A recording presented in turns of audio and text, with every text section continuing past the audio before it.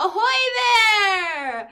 Are you here for our virtual family day about pirates? Is the pirate's life for you? Well, you are in the right place to find out because today we are going to learn about the history of piracy. You might think of someone dressed like me as a pirate, but perhaps I am from the early 1700s. There are pirates who are before me, there are pirates who are after me. Find out at 1 p.m. with Glen when we have a video about the history of piracy. At 2 p.m., you are going to meet some famous pirates. Some pirates you might have heard of, some that you might not have. But you'll have to decide for yourself after you hear them speak. Would you join their crew? At 3 p.m., we have a weapons and tactics demonstration with Glen. Find out if you decide to join a pirate's crew. Well, what is it going to be like? How are you going to fight? How are you going to get your loot? Find out at 3 p.m. with Glen. At 4 p.m., we have a little look into why do we think of pirates as people vaguely dressed like me? Where have all of these pirate legends and myths come from? Why do we like pirates so much when they were really sea criminals, for the most part? Find out at 4 p.m. when Glen and I discuss pirate myths and legends and popular media. And then at 5 p.m., join me. After you have learned all of this wonderful things today, we're going to have a trivia quiz about all of the things that we've learned today. And whoever wins gets a free digital membership to the Northeast Georgia History Center. We also have our monthly donation goal for March. So if you have enjoyed this free digital program, please show us your support by donating $5 for the monthly donation goal. You can give more than $5, but every $5 does enter you into a raffle for a gift certificate from our museum shop. You could win a $15 gift card to our museum shop by donating $5. That gets you a raffle ticket. Multiples of $5 gets you multiple entries. So please check that out at the link below. Of course, all of this, the reason that it is free is because it is brought to you by the Ada Mae Ivester Education Center and the Cottrell Digital Studio. So, ready to come aboard?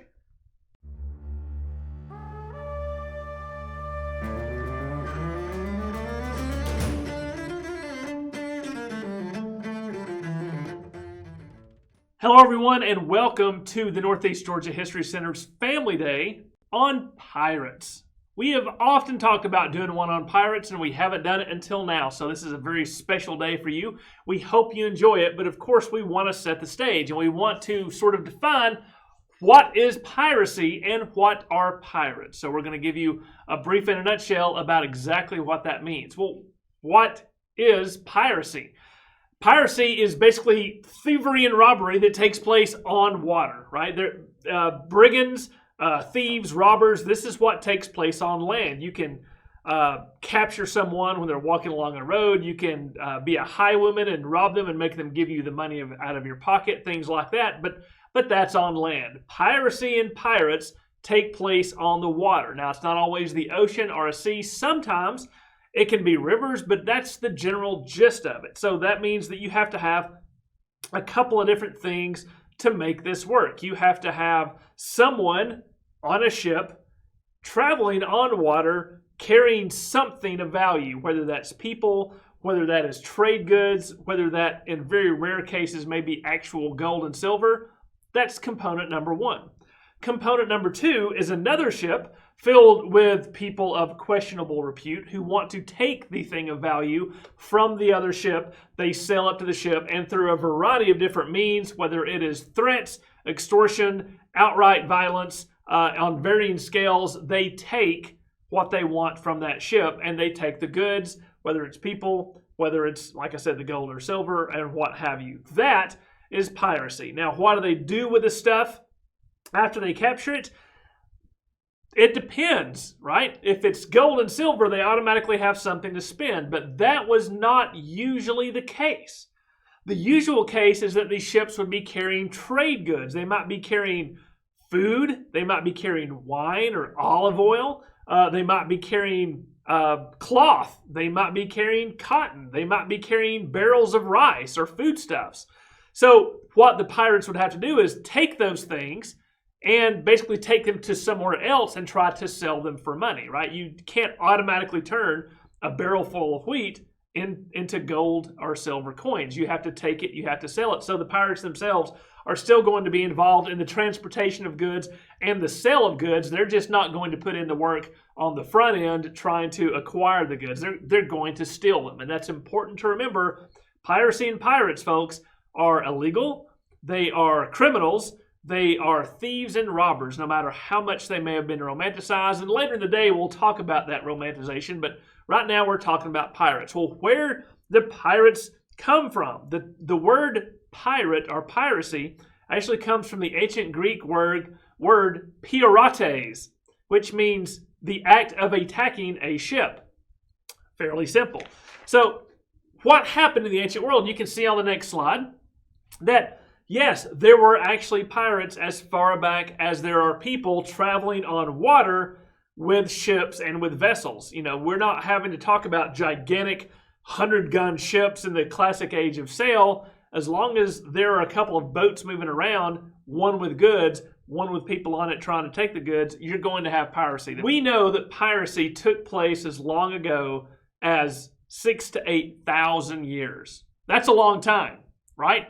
So carrying up, though, pirates tended to become organized, right? To have a ship, you have to have a crew organized enough that knows how to sail the ship. So even in the ancient world, this was something that grows. Really, what causes the growth of piracy anywhere is the growth of trade. And of course, when you get larger city-states, when you get nations, when you get a larger public like ancient Rome, they're going to prosper because they have established trade routes further and further apart that bring in more and more goods to specific areas. It's trade, it's commerce. Trade and commerce, when they grow, the pirates also grow because they're going to have a greater opportunity to get those goods and to get rich off of them, or at least not have to work a regular job. And there are several famous people in the ancient world who were involved in piracy, right? The famous Julius Caesar was actually captured by pirates early in his career and was held captive. And when he finally escaped, he came back to Rome, put some ships together, and went out and killed all those pirates to teach them a lesson. Rome often had to deal with pirates because being the big economic power, its trade is going to be the big target of pirates. And so another fellow by the name of Pompey Magnus basically got his fortune, made his name by fighting pirates. And this is something you have to do with ships, right? You have to take your ships, kill the enemy pirates, take their ships, and even take their ports. So Caesar and Pompey eventually work together, and then they don't work together. But that's a story for another day. But yes, piracy is around even in the ancient world. Now, going into the next slide, we have a very important map to talk about. Of course, this map can apply to the ancient world as well, but this is the Mediterranean. The thing about the Mediterranean is, for much of European history and Western history, the Mediterranean has been the main highway of seaborne trade. It's the largest inland ocean that there is, and you can see the port. There are going to be ports all over. You have Greece, you have Rome, you have North Africa, you have Spain, or the areas that become that land. There is a lot of trade going on. There's lots of places for pirates to hide and to strike out and get. Now, you have to remember too, and this is something that begins to develop with piracy very early on, the pirates don't want to have to fight you to take over your ship. That's a lot of work and that's dangerous, right? They want to basically make you so afraid of the idea of pirates that you automatically surrender. And so in North Africa and in the Eastern Mediterranean, lots of different groups come together and start to develop this type of organized piracy where it's more than just one ship operating. Sometimes there are groups of pirates that get together. Sometimes there are entire companies that become city-states that start organizing piracy. And this happens very much in the Mediterranean. With the rise of Islam, that of course sort of pits Islam against Christianity in the northern part of the Mediterranean. And when they come together in the Crusades, this starts to cause a problem. Moving on even later into the medieval period, you have it. It's sort of framed as a religious conflict, but it's not really. It's more an economic conflict because these different forces are basically competing to see who can be the better pirates. The city-states in North Africa don't really consider themselves pirates. They consider themselves aggressive business people, just as the people in the northern Mediterranean do. So they're preying on each other's ships. This makes it a very unsafe place to do business. Now, one of the most common cargoes that pirates seek in this day and age, we're talking about the 600s all the way up into really about the 1500s, so almost 1,000 years, is slaves, right? It's very easy to get rich as a pirate taking slaves because it's people. When you capture goods, you have to haul the barrels around, you have to take the loot, put it on your ship and take it somewhere and then haggle with someone over how much the barrel of rice is going to cost or how much the silks are going to cost or things like that. But if you can capture people, and remember, slavery was very, very common in this period. Everyone was enslaving everyone. The North African corsairs made a huge business of slavery. There's a period at the peak of about 30 years where the statistics seem to indicate that between 1 and 1.2 million people were captured by pirates and sold into slavery within only that 3-decade period. So this is a huge part of the Middle Ages and early modern period that goes on with slavery, and this happens all through the Mediterranean. Now, as I said, the Mediterranean is one of the main areas of piracy, but it is not the only one. Piracy exist around the world.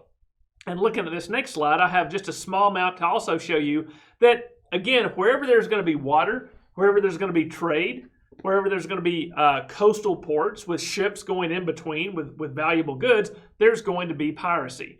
And you can see up here that there are pirates, for example, coming out of Japan and attacking all along the Chinese mainland. They're going to have ships that look similar to what we think of and what we're used to, but are a little bit different. And this is important to remember too. There are two main types of ships that are the main seagoing vessels that are very common throughout the world. One, you can see this is called a Chinese junk. It is a small ship. It even has gun ports for some cannons, and it is powered primarily by sails, by wind power. The other type of ship you're going to see up here is a galley. Right? The galley has sails, but it's also mostly powered by oars or oarsmen. The people who are at those oars very frequently are going to be slaves, are going to be so low in social class that they may as well be slaves. The advantage of having a galley is that the ship can move even when there is no wind, or it can even move against the wind because it has the power to do it, right? That can be a very good advantage when you're trying to, say, take a ship that's powered by wind and there's no wind. You can still move up on them, take your prey, and be a pretty good pirate. And there are lots of great stories about the different kinds of organization, about the different kinds of famous pirates that were there in Asia and Southeast Asia and Malaya and places like that. But what we're really going to talk about today is sort of address what you know, or at least you think you know, about the golden age of piracy. And you can see on the next slide where this tends to take place. Of course, this is the New World. And the New World becomes really the hub of what we think of as piracy. Blackbeard and, walking the plank and big pirate tricorn hats and things like that. That's because as the New World is settled and they tend to grow, there are lots of gold and silver deposits the Spanish have found in Central and South America. They're exporting that wealth to the New World.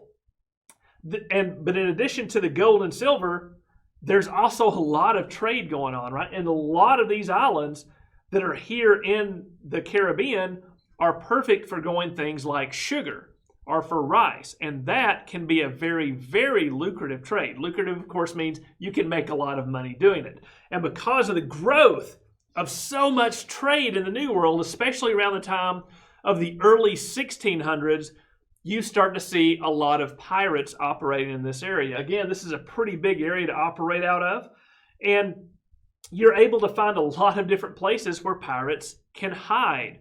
There's also some general trade routes. When you're taking your sugar or your gold or your silver to Europe, the ships are going to usually take the same course. So the pirates know where the ships are going to be going back and forth through, right? So they're going to be looking for one, they're going to pounce on it as soon as they can, and they're going to capture it. And this is where we get that golden age of piracy again, the classic European ships with sails and things like that. And, you know, it's important to remember that these pirates, this is where we get a lot of the ideas of how pirates operate. You can see on the next slide, there's a lot of familiar things here. Way up here in the corner is an image of Blackbeard. This sort of is the classic image of pirates, right? They've got the big hat, they've got big long coats, they're wearing the swords, the pirate swords, right? There's all kinds of pistols all around. But you have to remember that pirates don't like to fight. What you're seeing in this picture is actually a last desperate attempt of the pirates to try to make what they're doing work. Most of the ships they're going to have are not going to be great big warships, because great big warships require a lot of men to run and they move pretty slow. Pirates don't want to fight. They don't need a lot of men in the crew because, hey, we have to split the money. Why would we want to split it with more people? And they have to be fast. They have to be able to sail faster than the ship they're attacking and get away from it faster than they can be followed. That's why they're going to have ships like this, right? Sort of small, maybe a few cannons, maybe not more than 10 or 20, but they're going to have a lot of sails. This particular ship is called a xebec, X-E-B-E-C, and it's a very common ship that was popular with pirates because it was small, it was fast, you could handle it with a much, much smaller crew. And pirates, of course, we think of them as being very brutal. If they capture a ship, by this point in the Caribbean, they're not usually taking people for purposes of slavery. They're trying to get the cargo of the ship. If you want them to surrender quickly, you don't want to kill all of your prisoners. Why? Because then word gets out and people are going to fight very hard to avoid being captured because they don't want to be killed. But if word gets out that if you surrender to pirates, all they do is take your stuff and they let you sail away with your life, well, who doesn't want to do that? That way, if you see a pirate ship, you know all you have to do is throw up your hands, give up your stuff, and you're going to live. So pirates don't want to kill people if they can help it in this time period. They just want people to give it all up. So pirates are going to be very effective.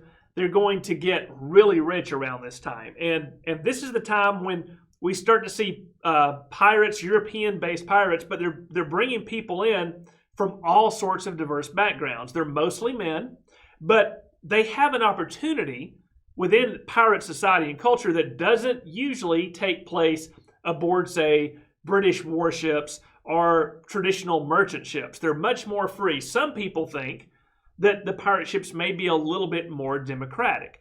It's not so much that they're more democratic, it's that the men who participate in piracy get a much larger share of the loot, right? Because in the Royal Navy, they're only going to get their monthly pay, which is not very much. It's about 19 shillings. I'll come back to that I'll tell you now. So 19 shillings is not a lot of money. But a pirate, if they take a ship, if 20 men are able to be on a small ship like this and take a cargo and sell it, each one of those pirates could end up with 200 to 300 times that amount for 1 month's work, right? And some of the largest booties that are able to be taken by pirates, if they do happen to capture one of those Spanish ships that's laden down with silver or with gold, the amount of wealth that a common sailor can get is sometimes beyond belief. And that did not happen very often, but it happened enough so that everyone hoped that it could happen to them. Imagine if you could join a pirate ship, if you didn't get beaten or whipped for misbehaving on ship, and you happen to take a very rich prize that in modern dollars could equal perhaps $1 million. again, for just a few months' work. If you got $1 million, you could retire on that. You wouldn't have to work anymore. So pirates tended to see things in a much more egalitarian light. They were more willing to take part in this lifestyle, but it also made them a big target for governments, right? The Royal Navy and later on the United States Navy and the Spanish Navy wanted piracy stopped because it hurt their trade and it hurt their money. So they came up with rules that made it very, very difficult for pirates to succeed. If you were a pirate and you got caught, this is what happened to you, right? You could be killed. You would have your head cut off and displayed. You might be taken back to a naval base and tied up on a rope, not hanged. You could be hanged, but you might be tied up in what's called a crow's cage. It's a big metal cage that just hangs in the air, and you would be stripped naked, not given any food and not given any water, and that is how you would die.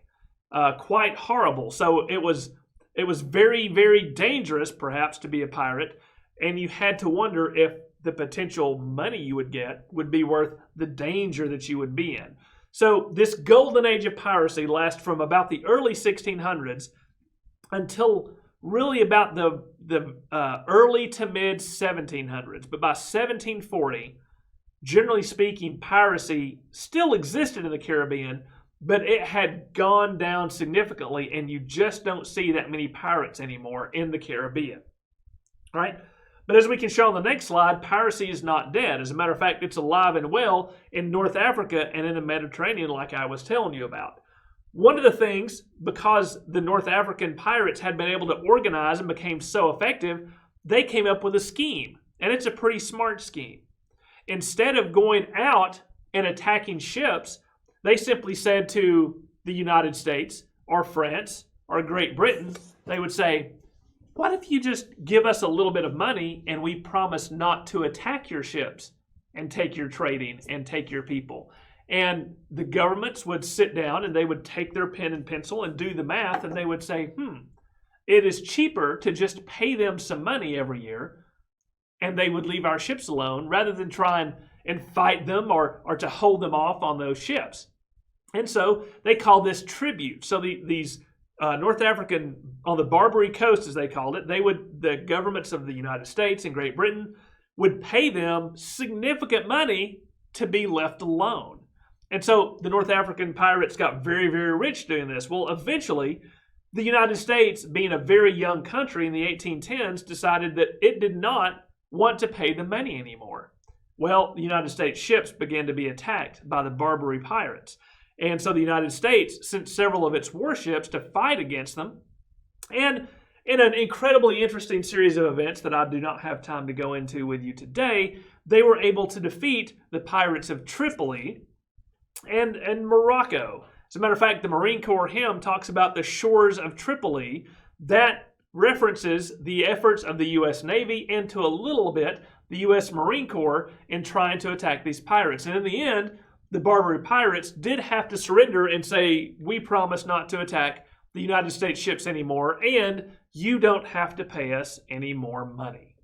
Well, once word got out that that could be done, then eventually Spain and France and all the other countries who had been paying the Barbary pirates to leave them alone decided not to pay that money anymore. And so the pirates that were in the Barbary coast, again, they tended to run out of money. They split up. Their organizations kind of came apart. And from that point on, piracy, generally speaking, in the Mediterranean, in the Atlantic, and to a certain extent in Asia, in the Pacific, kind of died down.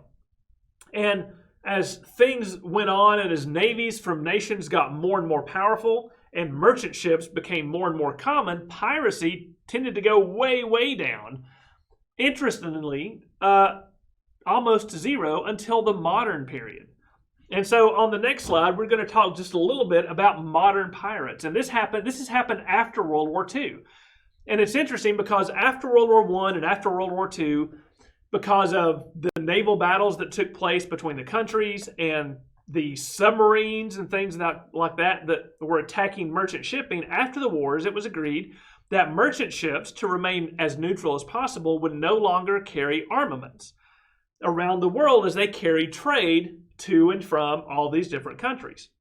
Well, if a ship isn't going to be armed in any way, and if its countries say, if you get attacked, don't fight to defend yourself, well, that could create a lot of opportunity. And so there are areas of the world now where piracy has actually sprung back up, and it can be very dangerous and effective. I think yearly piracy cost about $16 billion because of what the pirates are able to take. And one of the areas that piracy is very effective is along the east coast of Africa, around Somalia and areas like that, because there's lots of shipping that comes out of the Middle East, and from that area that has to go either through the Suez Canal or has to go all the way around the Horn of Africa to get into the Atlantic.